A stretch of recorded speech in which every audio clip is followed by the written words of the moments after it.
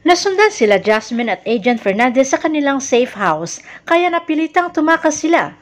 Nakita ni Harry na wala ng tao sa loob ng bahay kundi ang mainit na bangkay ng kanyang private army.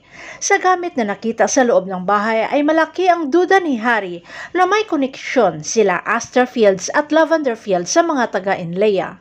Agad sinundan nila Harry at Tyrone ang tumatakas na si Lavender Fields kasama si Agent Fernandez.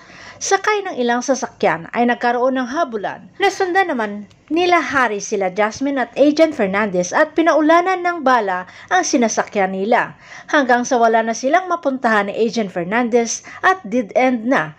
Kaya napilitang lumabas sila ng sasakyan at tumakbo para iligtas ang kanilang sarili.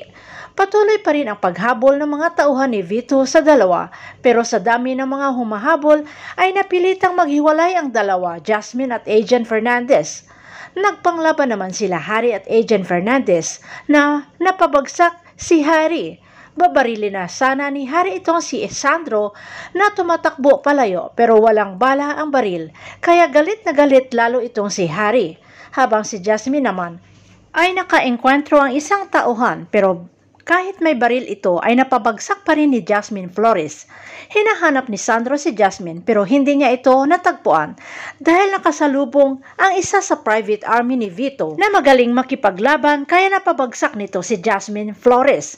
Pero dumating si Tyrone at siya na ang bumaril sa kasamahan, pati na rin ang isa pa ring private army na dumating.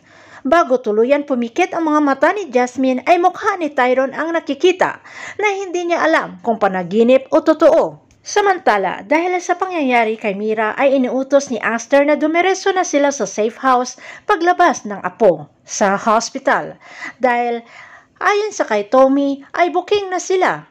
Sinisisi naman ni Dahlia si Jasmine sa nangyayari, pero ayon kay Ma'am Aster ay hindi si Jasmine ang dapat sisisihin, kundi siya. Sinabi rin ni Ma'am Aster Fields na sa mga nangyayari ngayon ay nakumpirma niya na may kinalaman nga si Vittorio Buenavide sa pagkawala ni Marigold. Dumating naman ito si Agent Pascual at nagpakilala na kasamahan siya ni Agent Fernandez at siguraduhin niya na ligtas sila ni Ma'am Aster. Nabunutan naman ng tinik si Dahlia na kanina lamang ay itinuturo sila Mang Berting at Ma'am Aster na konsentidor. Samantala, nanlulumo si Agent Fernandez at hindi niya na makita si Jasmine Flores, kaya napilitang umalis sa lugar. Nag-alala naman sila Ma'am Aster Fields kung nasaan nga pumunta itong si Jasmine Flores. Ang hindi nila alam ay isinakay na ni Tyrone sa sasakyan si Jasmine at dinala sa isang bahay. Pagising ni Jasmine o Lavender ay binigyan niya ito ng tubig ni Tyrone at sinabing napahanga siya nito at marami siyang napatumba.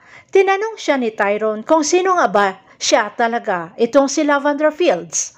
Aaminin kaya ni Lavender Fields ang totoo dito kay Tyrone na siya si Jasmine Flores. Abangan na lang natin ang susunod na episode dito sa Lavender Fields.